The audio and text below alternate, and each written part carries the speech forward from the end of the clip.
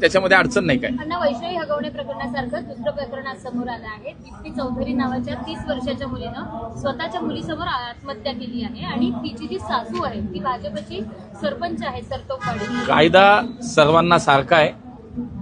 जे कोणी चुकीचं वागलं असेल, ज्यांनी गुन्हा केला असेल त्याला शिक्षाही नक्की होईल. या राज्याचे मुख्यमंत्री गृहमंत्री म्हणून त्यांनी अशा संवेदनशील विषयामध्ये तात्काळ साहेबांनी लक्ष घातलंय आणि ताबडतोब जे कोणी दोषी असतील त्याच्यावरती गुन्हा दाखल होईल, त्यांच्यावरती कारवाई होईल.